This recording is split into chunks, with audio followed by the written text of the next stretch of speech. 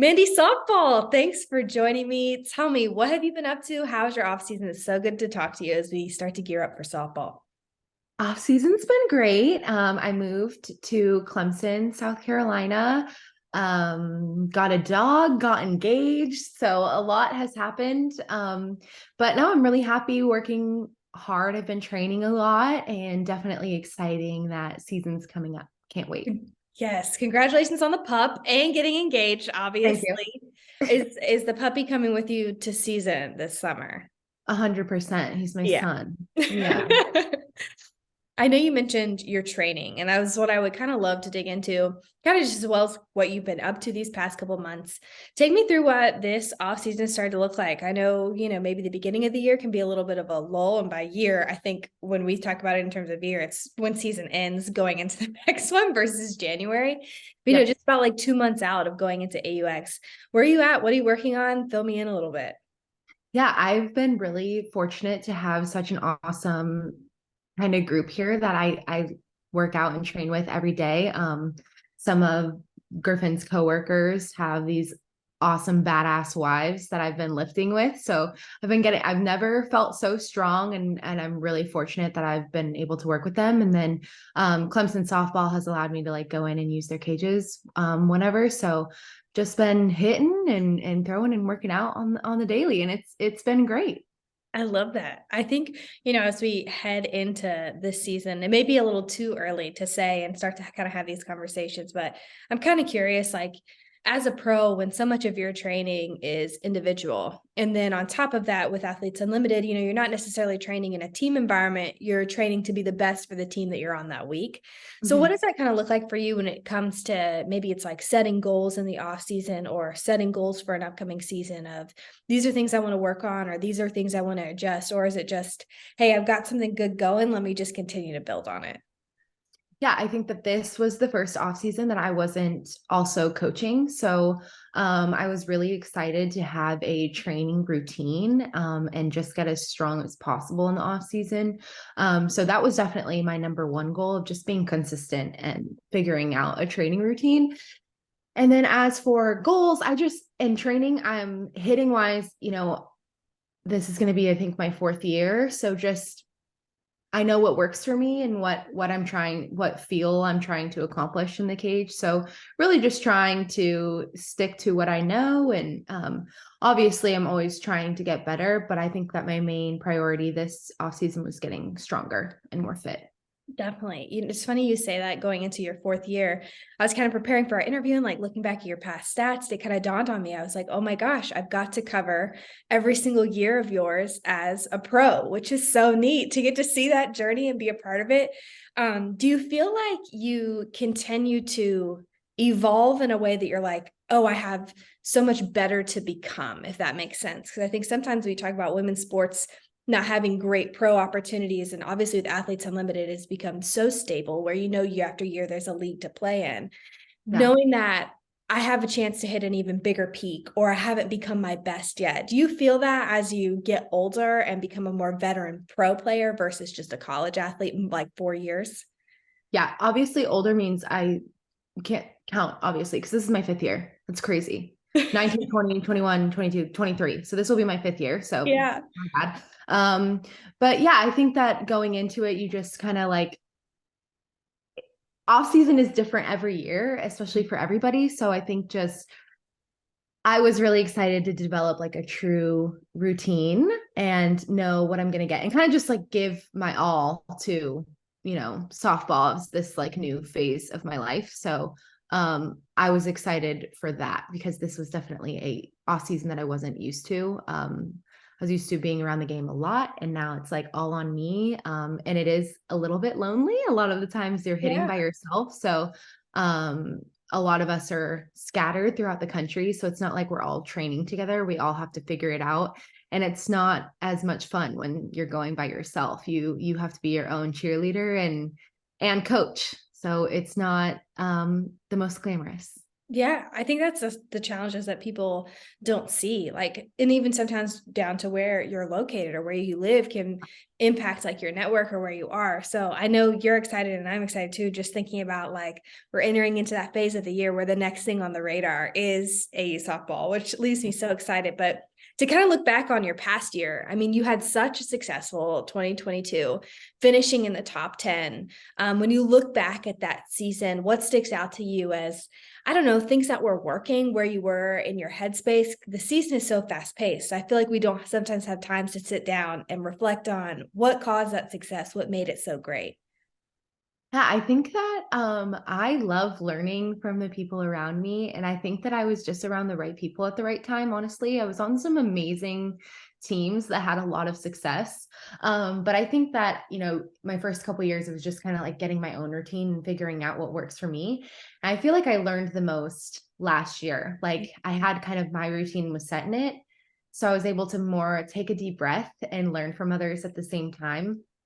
So just like little adjustments. I mean, the pitching is so good. And so going into an at bat, and in years past, I would have a few at bats and then be forced to make an adjustment. Where last year, knowing the pitchers a little bit better, I would go in with my adjustment, like kind of premeditated, like I knew what I needed to do instead of just being me and hoping that I was good enough. But these pitchers are too good for us to just rely on us.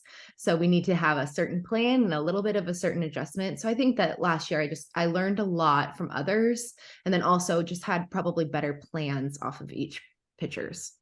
Definitely. Something that sticks out to me that you mentioned about going with a plan and pitchers is the stat of yours from this past season. You tied as the league leader in walks with 13 on 40 at bats. First of all, how? And second of all, why? Like, why is that when you think about your game and your approach that you're able to pick up that plus 10 of like free base? I'm heading to first. Yeah, I think that kind of my whole career I have like really been okay with walks. And also I feel like I am better the more pitches I see. So I don't have a problem getting deep into counts. I know like that was definitely a strategy of mine in college.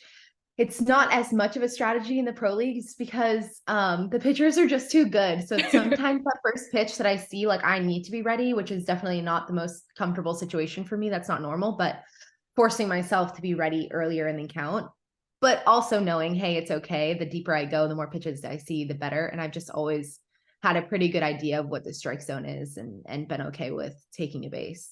Yeah, you held and like set similar records at Florida and I think even in the SEC too for walks. Yeah. Yeah. And I think it also helps, like you kind of earn that at times. Sometimes they think, okay, maybe I just want to walk instead of giving it up at an extra base hit. And so I think that that's something I think that I earned in my career at Florida of just saying, hey, sometimes I feel like it was intentional, unintentional at times, but it's exciting because it's the same thing as a single. So it's just passing the bat Right. and figuring out a way to prolong the inning and hopefully get a run across. You bring up such a good point of just the way that the AU scoring system and tries to have equity in how it rewards things that are good in softball. And I think that's one of the things I love about the walk is like, however that shows up on a traditional stat sheet, whatever. But on the AU leaderboard, it's plus 10 because you're on base and you're giving your team Plus, that opportunity. I think it's plus Plus eight. eight, plus eight. Yeah. Yeah. Unfortunately, I wish it was plus 10. A lot more points for me. There's something that else that stuck out in your 2022 to me. So you, Rachel Garcia, and Deja Mulipola were the 2022 only players with 200 or more MVP points. That's a stat category we talk about a lot of just how it's different and impacts a game. So you earned that honor 5 times to be voted on that by your peers in the Unlimited Club. And I think when we talk about MVP points, what sticks out to me is like, that means you were clutch when your team needed it. You can have a great day at the plate, but maybe you end up getting stranded or it's not right at the right time. How do you become that in terms of when you're stepping up to the plate? You're not only contributing to your team in the way that they need, but also the right moment too. Like, what is that? Is that a tangible or an intangible of softball that maybe isn't talked about all the time until you have something like MVP points to go, okay, why are they always earning those honors? You know what I mean? Yeah, I feel like those pressure situations are just really fun. I think that AU especially is just a super fun environment, but I think that it just takes confidence, and confidence can be super fragile, but if you know you're prepared and you're ready to do anything and anyhow to get the job done, I think that's what makes you successful in those moments, and being around the right people. Like I remember certain times that I came up clutch, but I had amazing humans around me that like made me feel so confident for those moments, but also made me so confident to know like, hey, if I don't get it done, the person behind me is going to get it done. Mm. So I think back to like being on Haley McClenny's team, like she did a really, really good job of creating this culture of understanding like, hey, everyone can be themselves. And the best thing about this is if you don't come through, the person behind you is.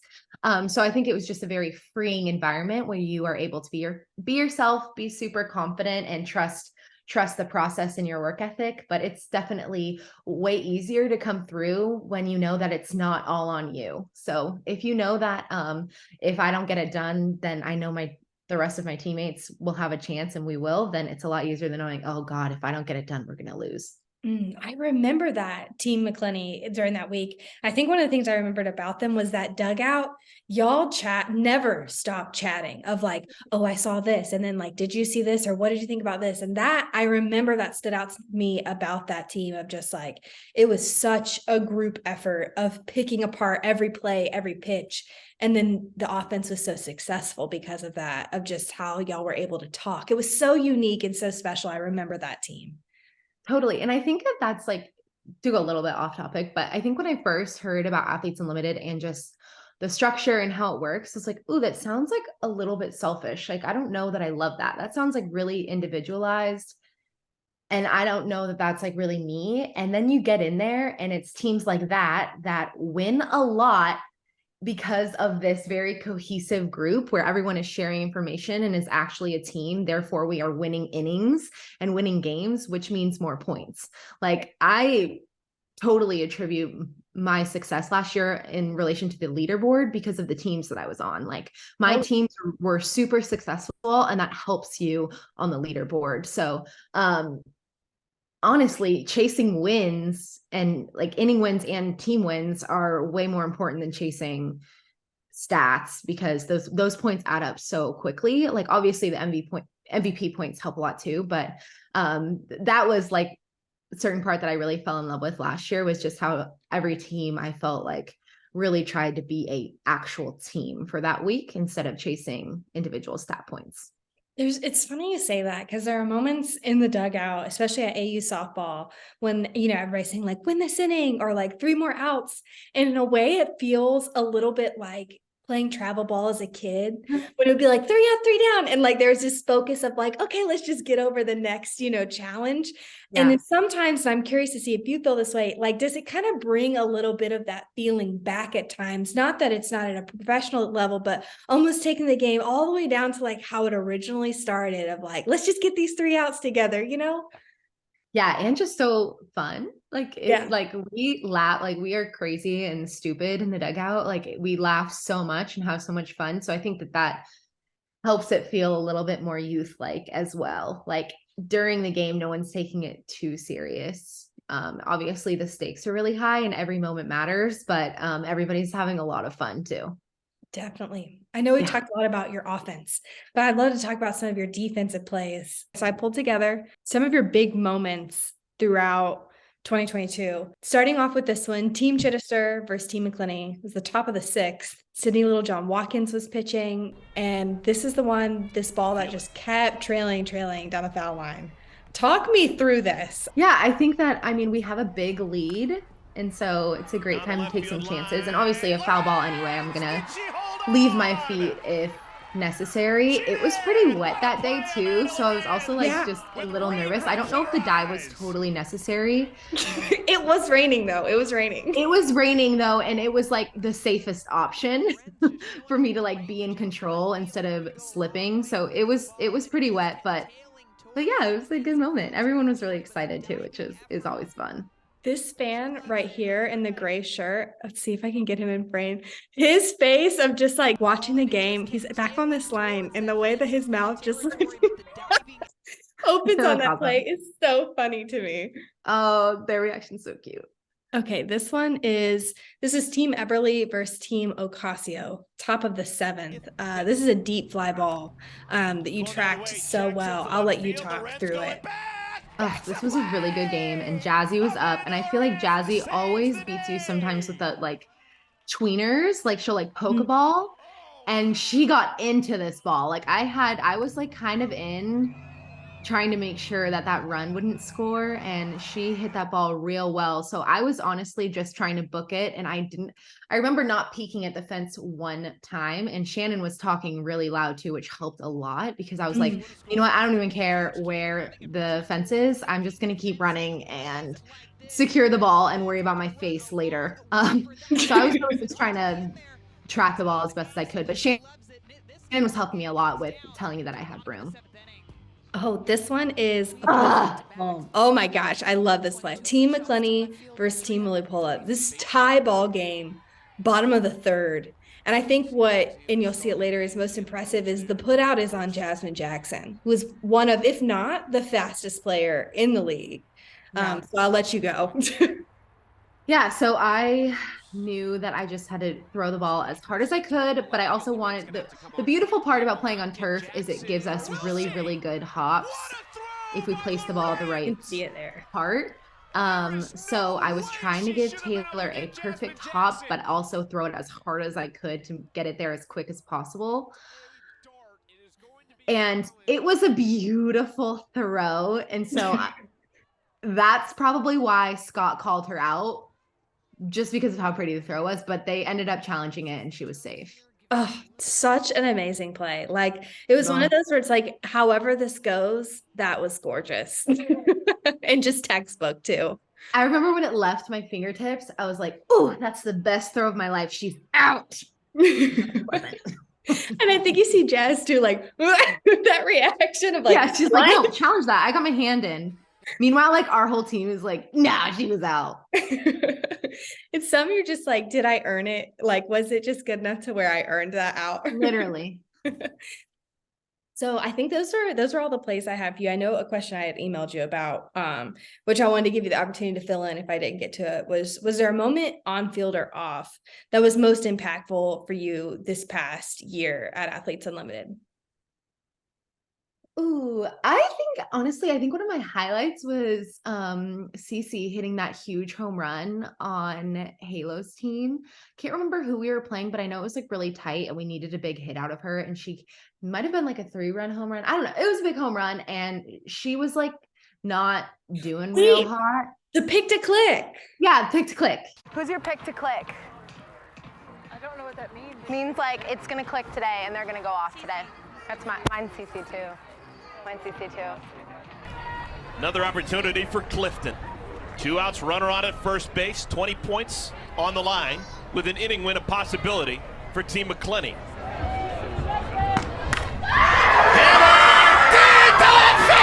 It's gone! Kaylee Clifton, a huge homer, her first of the year.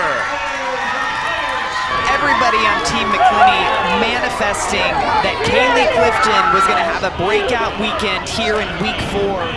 The entire team fired up. Haley McClenny giving a fist bump because they know just how hard Kaylee Clifton has worked day in and day out. Yeah. Yes. And I remember in the draft room us being like, no, let's get Cece. Like, she's going to go off this week. Like, she's going to have a great week.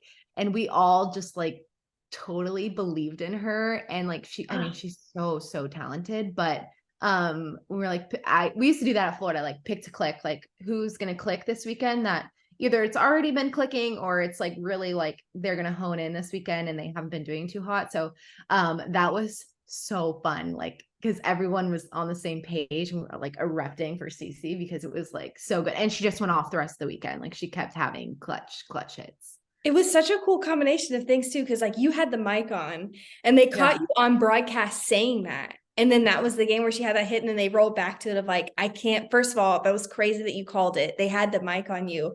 And now pick to click is one of my like true AU phrases that I've totally like adopted from you. Cause like we talk about that so often of just like the season, and this applies to like all sports. I had my pick to clicks during basketball for the 5 weeks. Someone was like, oh man, like they're right there and this is going to be it. That was such a cool game. Yeah, that was so fun.